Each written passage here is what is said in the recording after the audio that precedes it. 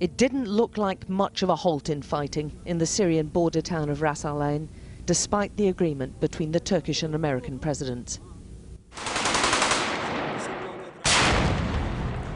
And soldiers from the Turkish-backed forces were posting pictures of themselves still battling inside the town. One Syrian asked me, when does the ceasefire come into effect? The Turkish insist it's just skirmishes. But the country's president invited a group of foreign reporters, including Sky News, to tell them if the Americans don't pull back the Kurdish forces within 5 days, there'll be a lot more. But if this promise in any way or form is not kept, the minute the 120 hours ends, our Operation Peace Spring will continue from where it left off, with more decisiveness. The president was meeting us as more horrifying pictures were circulating. The United Nations says it's investigating how these children got their injuries after accusations that chemical weapons like white phosphorus have been used by Turkish forces over the past few days. These images are highly distressing. This little boy was splashed across 2 British newspapers, but the pictures from a Kurdish online outlet are very difficult to verify, especially after most independent journalists left North Syria.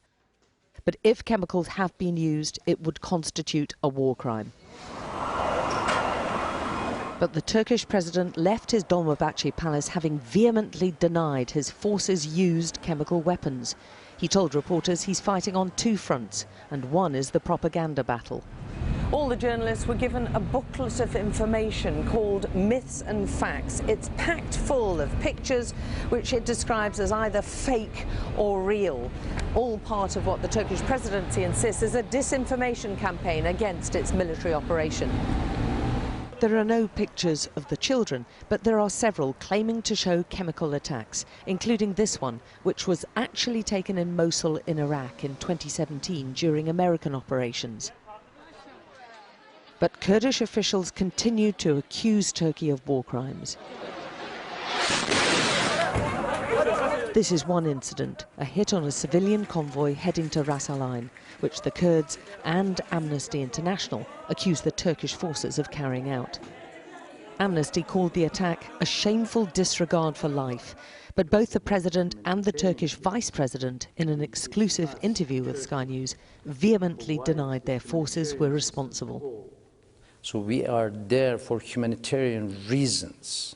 The Turkish have been accused of bombing a civilian convoy. How is that? Of course not. Providing humanitarian assistance? That's totally a lie.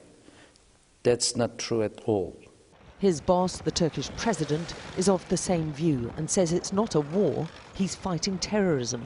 He's determined to get his buffer zone along the border with Syria, and he's made it clear he expects his NATO allies to back him. Alex Crawford, Sky News, Istanbul.